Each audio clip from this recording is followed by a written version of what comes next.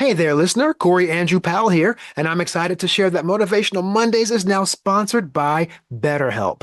Feeling stressed or anxious? Well, BetterHelp brings you online therapy that's convenient and affordable. NSLS members get 50% off your first month of BetterHelp when you sign up at betterhelp.com/NSLS or click the link in the show notes. Start your journey to better mental health today.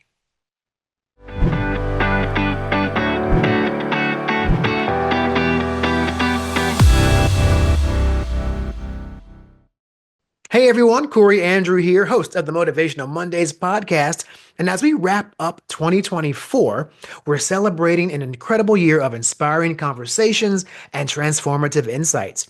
This special year-end episode highlights 5 remarkable guests who grace the podcast with their wisdom and unique perspectives. Janice Robinson, Sandy Colhoun, Nacone Martin, Willie Pietersen, and Siobhan McHale. Each of these individuals shared invaluable lessons on creativity, resilience, leadership, and personal growth, leaving listeners with practical takeaways to fuel their journeys into the new year. Janice Robinson is a renowned vocalist and songwriter, best known as the voice behind the iconic 1990s dance anthem Dreamer by Living Joy. In this dynamic episode of Motivational Mondays, recorded live at the 2024 Leadership Summit, Robinson discussed the power of resilience in pursuing creative passions and how staying true to oneself is vital for success. Her key takeaway was her encouragement to embrace personal authenticity, perseverance, and even when things get tough, face those challenges. I'm so honored. I think I just had a moment. My dream, my very original dream was always to inspire others. And I really feel like this moment, this Motivational Monday, was something I have been waiting all my life to do. So I feel a little like, wow, I'm here. I'm having another dream moment come true. So thank you. And I hope my words and I hope my wisdom lives on in everyone tuning in. Oh my gosh. Well, don't get me up here crying now on Motivational Mondays, but that's wonderful. We're so happy to be a part of your journey and to give you yet another feather in your cap because you've done so much. But to share a bit about how you got your start in the music industry and what initially inspired your songwriting and performing, can you give us a little bit of that background? I think what inspired my songwriting was a broken heart, a crush, somebody I liked, and the beginning of those teenage years, when you start liking someone and they don't like you back, or you don't know how to tell someone you like them, that like 15 awkward, it just started in my awkward teen years.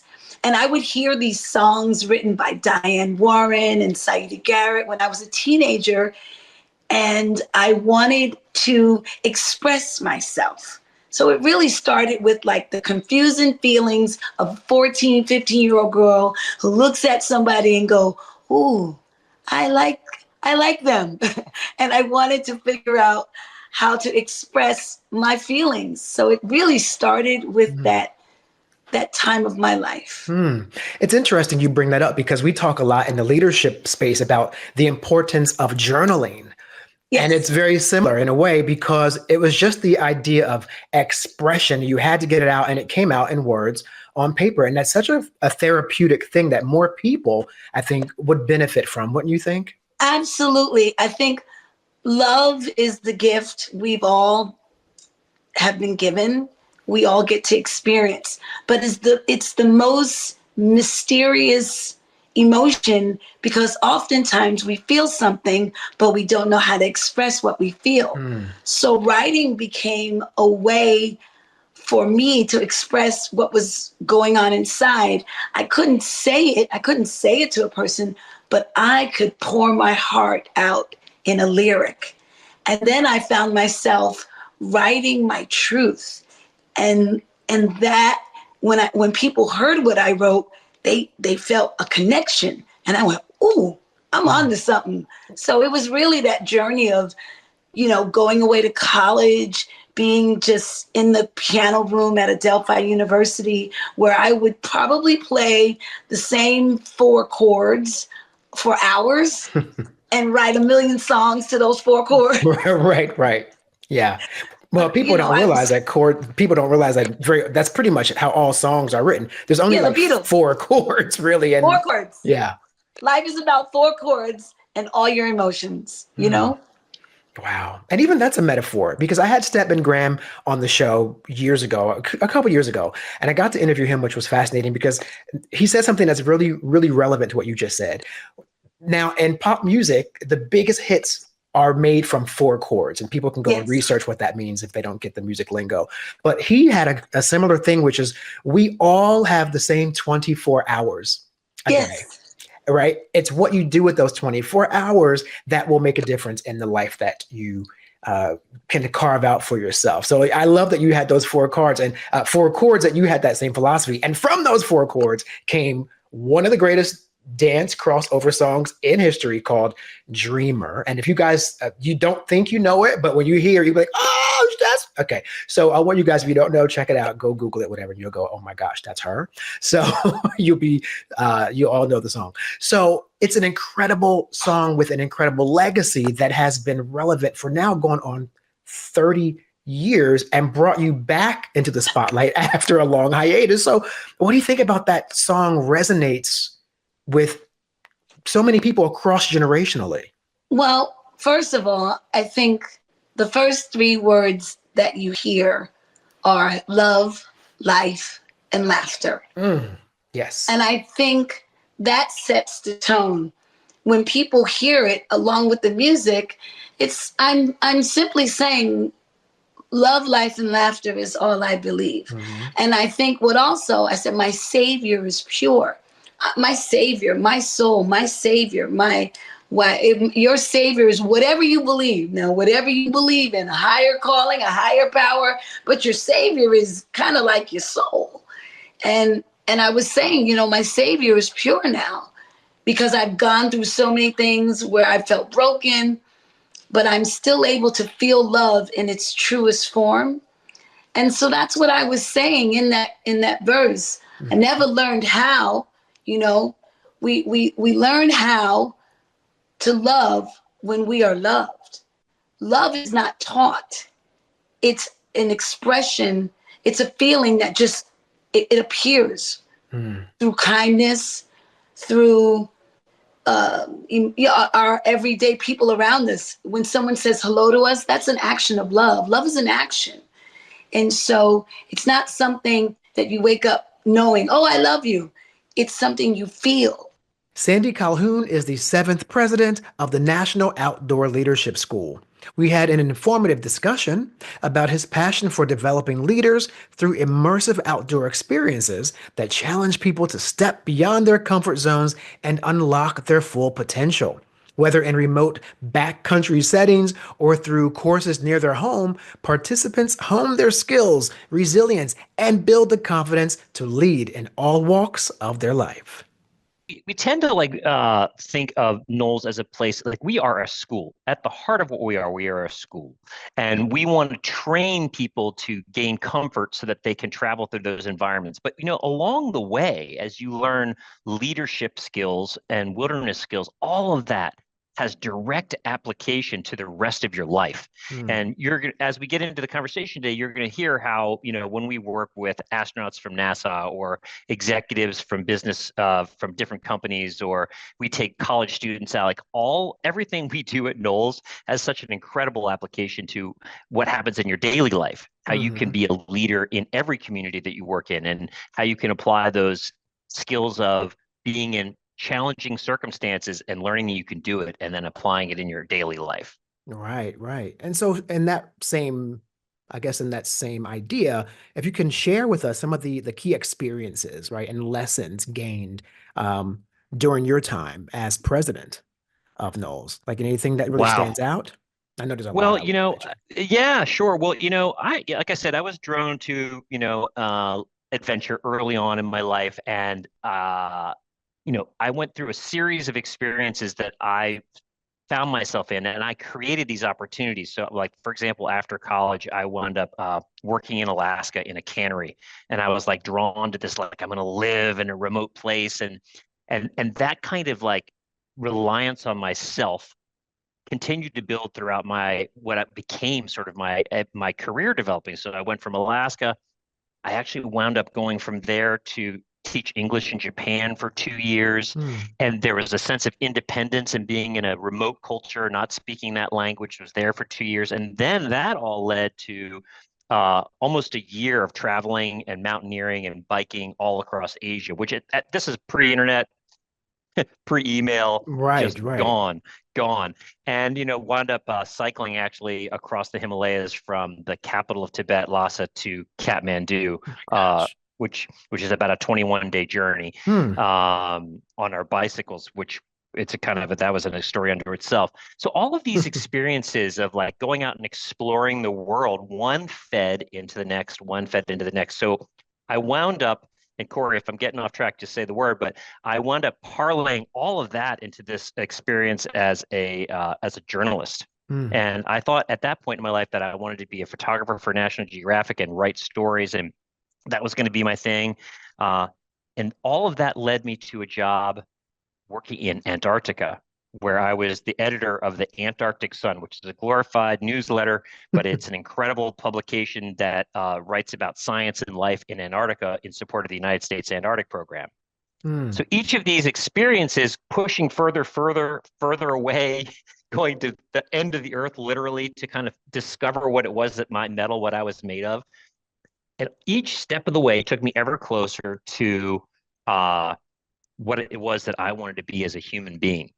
Hmm. And uh, the journalism world I followed for a long way. After Antarctica, I wound up working at the Christian Science Monitor, a wonderful newspaper based out of Boston, where I did a bunch of general reporting for that newspaper. But ultimately, I wound up transferring all of those skill sets into higher ed, where Hmm. I worked at Colby College in Waterville, Maine for a number of years. And Wow. all this is this pathway that led me to NOLS and the opportunity to lead this incredible organization. And I think that it's the combination of all of those experiences that are allowing me to be successful as a leader of NOLS right now. Wow. Sandy, you were not kidding when you said to me before we started that you saw these parallels between us, you and I. Um, Yes, I could tell when you talked to me about your story. I was like, okay, this guy has done some amazingly interesting things. And you mentioned you went to Europe. I don't know where that was in your journey, but well, yeah, first time, France, 1999, which was a so that's pre 9/11 for America, right? So the right. the first time in Europe ever, went to France, landed at Charles de Gaulle, and I see that it's just normal every day for military people to be walking around with machine guns, which was startling to me. But Europe had been Mm, dealing with mm, terrorism for years, so it was normal part of their culture at that point. I was just mortified. I mean, they were just, army guys and machine guns everywhere, which was just normal. So, and then, yeah. I realized how that became normal for America just in a couple years later that we'd see that Hmm. same thing. But Hmm. so it's interesting to have transitioned in my travels to seeing the world shift globally, seeing America shift. And I wouldn't have seen that and had that reference if it had not been for, at some point, wanting to see beyond America's borders and Hmm. understanding how other Hmm. people are living. But I have to say, why I started really smiling was because my first attempt at going to college at 23 was to be a photojournalist. No way. Oh, And no I, way. yeah, and I had an assignment once to photograph DC during um I think July 4th or something. Or maybe no, Veterans Day. And Mm, it felt intrusive to shove try to take photos of veterans with their legs and right. arms gone. And I said, "Oh Yeah. my gosh, Yeah. I can't do this. This is not me. I don't want to be Uh-huh. intrusive that way to people who are Right. feeling something." So I shifted gears. So anyway, um, this interview is But about you, not me, but I just had but to I share want to that. just say, what I really resonate with that is what you did and what we have done both is to be curious about what's beyond the borders of what your small community may be. And by the way, I'm a Yes. big believer in community. Wendell Berry is one of my favorite philosopher writers, and he believes all things happen in small communities. But until you get outside your community and you explore a larger world, you don't have a lot of context about what it was like where you came from. So in order to the journey away and back is the one that allows you to have perspective. Nacone Martin is a fitness enthusiast, professional bodybuilder, and advocate for personal empowerment. In her appearance on Motivational Mondays, she inspired listeners by sharing her journey of overcoming adversity and severe bullying in her youth. Today, she thrives creating new personal opportunities through determination, physical and emotional wellness, and positively envisioning the life she wants. I went into the gym and that was it. I never turned back. That was it. You know, a lot of camaraderie in there. Like that became my family. Oh my God. I got the belief of self. Those men and women in there, oh, they just really uplifted me. And then of course the transformation of my body started to happen. I'm like, oh, I'm getting a little muscular, or I'm changing some things, you know. And then that gave me the courage to really be outside. Like, and I started delving into modeling and getting involved with like local productions. And I did that for years. And then through the networking, even, you know, you have helped me in, you know, my path.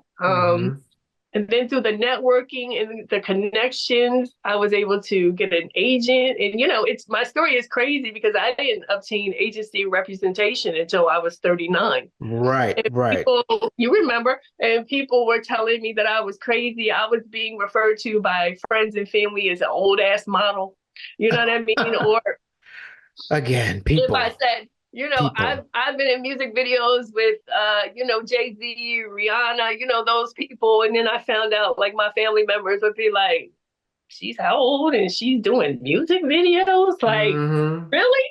You know what I mean? Ridiculous. But then now I'm on TV for Foreman Mills, or they see me in Power, and it's like, oh my God, that's my cousin. That's, you know what I mean? So I'm just like, listen, I know, I told you. I know you know. I told you I was watching, I'm an ID channel fanatic. I love the ID channel. And I was watching Forensic Files one night. And I was like, and they cut to like a woman scientist doing the mitochondrial DNA test in the laboratory. She put her hair behind and and I said, oh my gosh, that's Nacone in there. And I was like, wow. And I just saw you doing your thing on like the ID channel. I'm like, wow, that's like my homegirl from like grew up in the same neighborhood, and she's doing her thing and did not let other people hold her back. I mean, I was really just finally.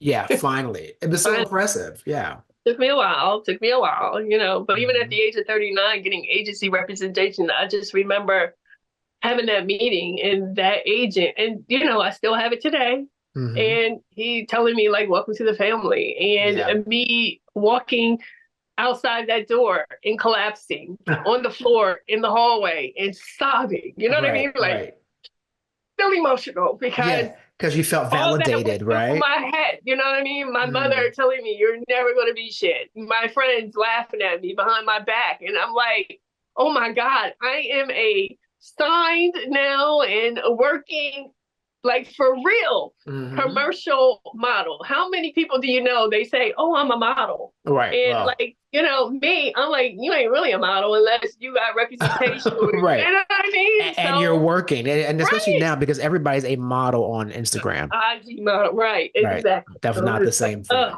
Right. Yeah.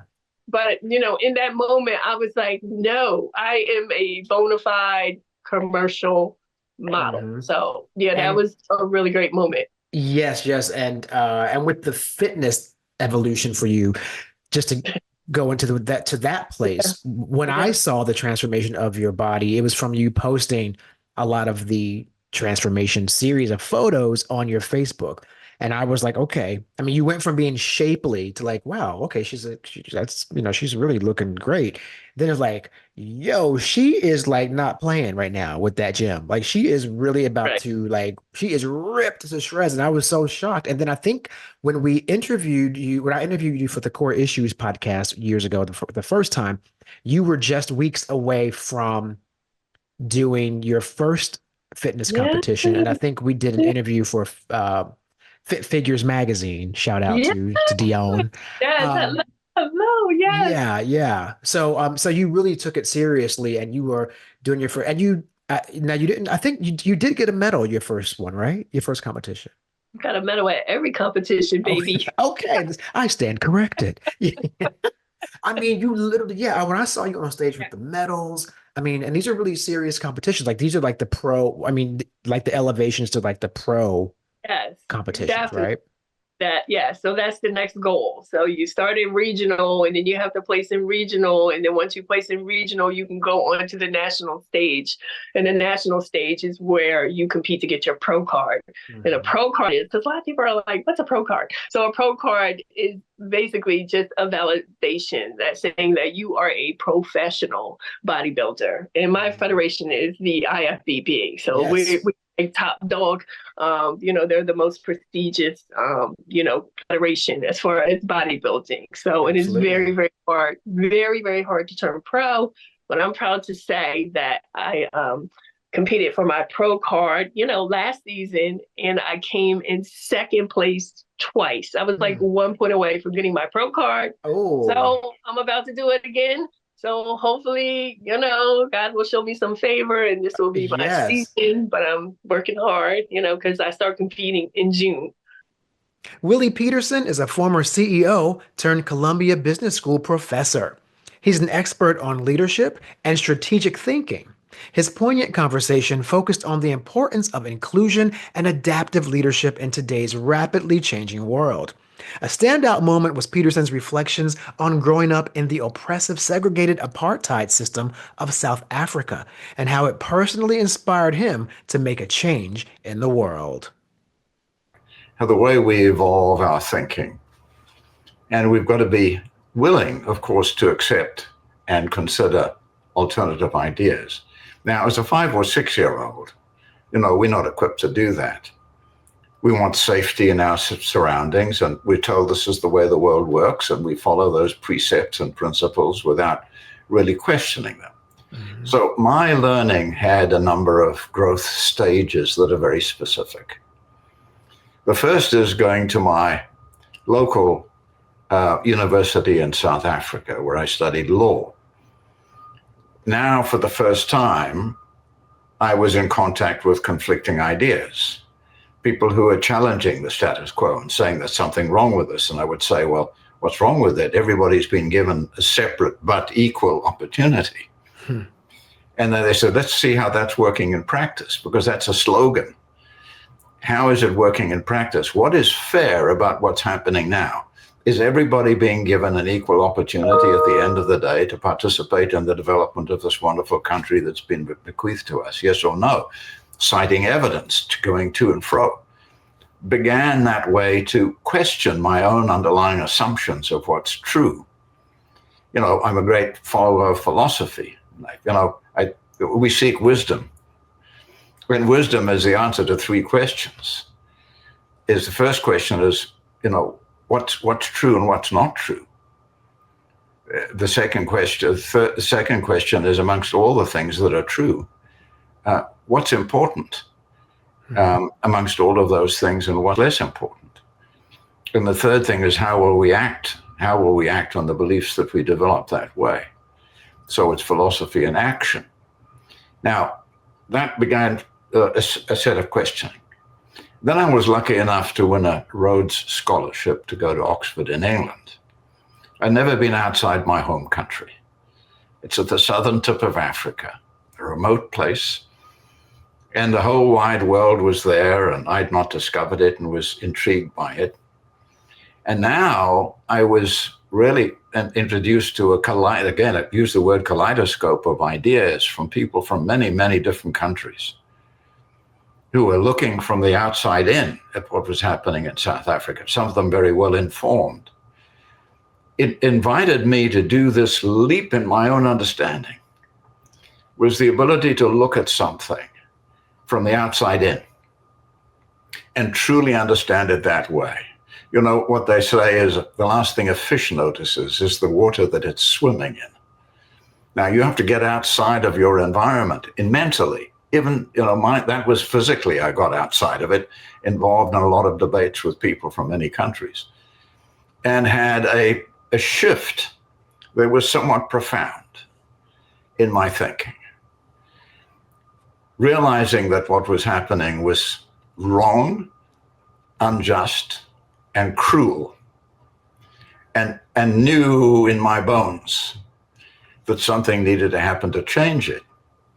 Otherwise, there was going to be the prospect of a violent revolution. Yeah. So that was an epiphany, and a realization that, the beliefs that I'd started with had evolved to an understanding based on this kind of more objective way of evaluating things and opening my mind more deliberately. There was discomfort. There always is. When the anchor is pulled up from what your original beliefs were, it's a very uncomfortable situation. But that's how real learning happens. Margaret Wheatley likes to say that you cannot change a living thing from the outside. You can only disturb it so that it changes itself. And these were the disturbances that enabled me to change myself in terms of the way I thought. And Mandela had the same experience. I went back and practiced law, and in Cape Town, in South Africa. That's what I'd been trained to do. And there was a process to classify people according to their race, because there was complete separation. It was called apartheid. That's the pronunciation of it, apartheid. The word hate, of course, sounds like, what it is. Apartness is what it means in Afrikaans. And when there was ambiguity, you were not allowed to go to the same school. You were not allowed to live in the same area. You were not allowed to marry people of a different race.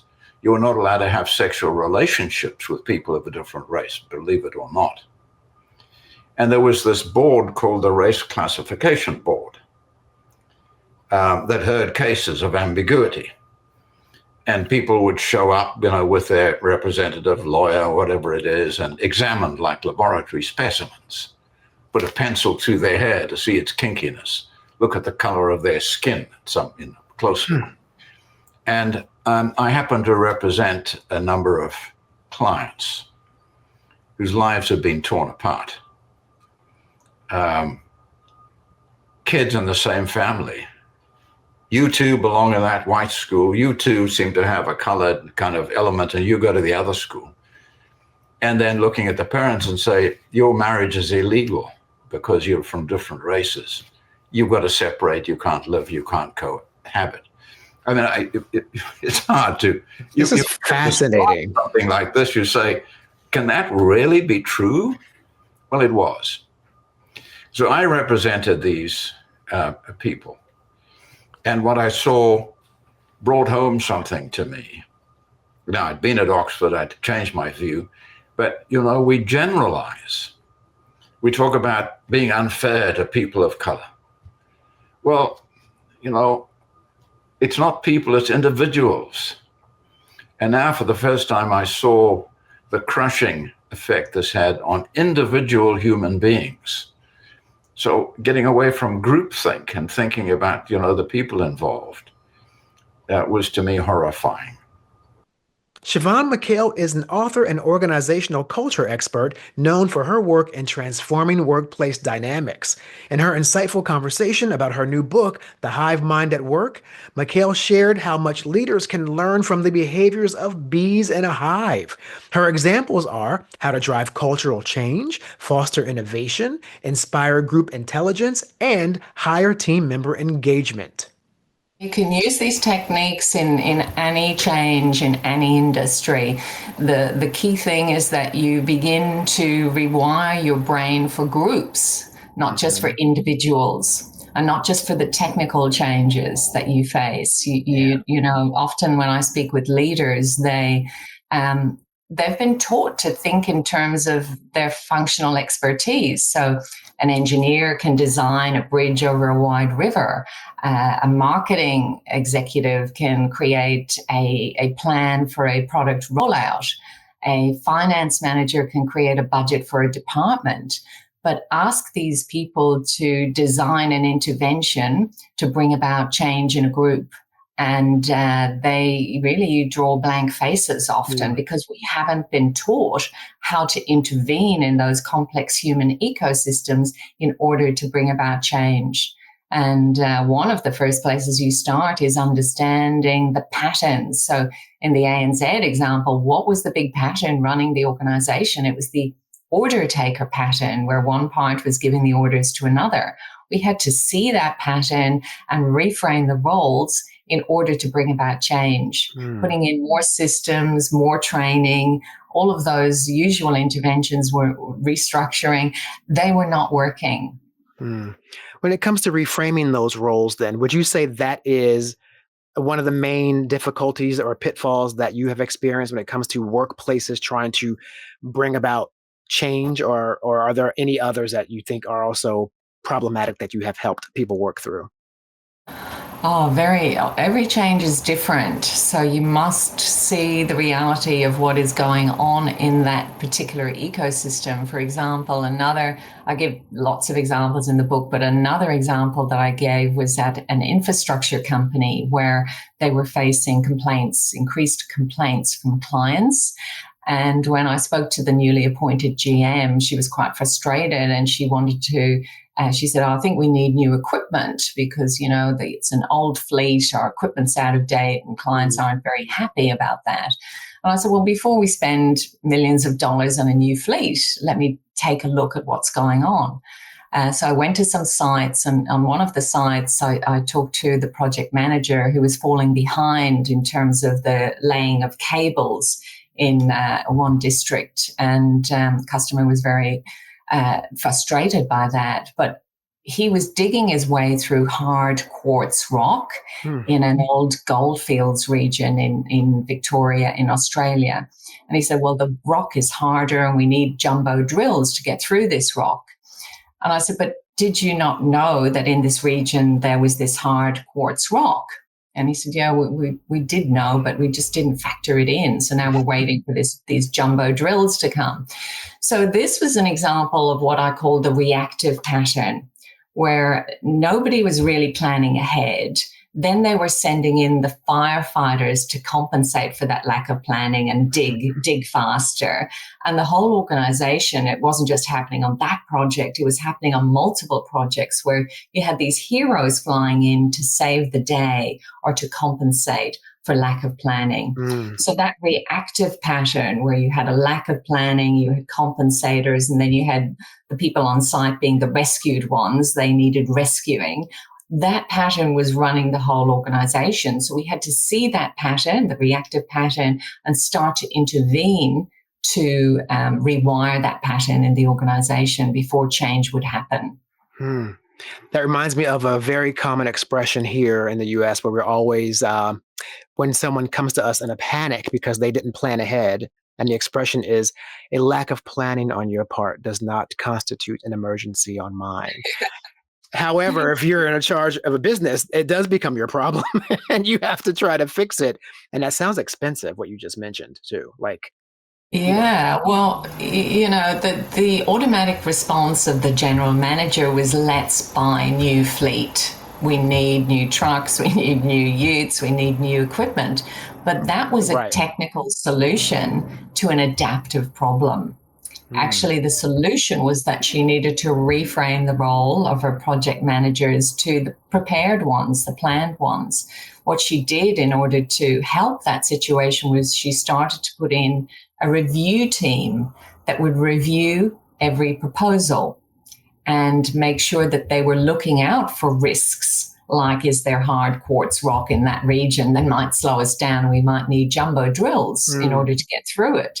So this intervention of a review team really looking out for and managing for risk started to help the organization to rewire and not sending in the firefighters afterwards to compensate for the lack of planning. And that's a wrap for our 2024 season of Motivational Mondays. What an incredible journey it's been, filled with powerful stories, inspiring guests, and thought-provoking conversations that reminded us all to dream big and take action. Now, we couldn't have done it without you, our amazing listeners and watchers. So thank you all for tuning in each week. Thanks for your comments, your shares, your likes, your overall support. You are the heart of this community, and we are so grateful to have you with us. Now, stay tuned in 2025 for more exciting guests, fresh new insights, and more empowering moments. So be sure to subscribe, and we'll see you next year.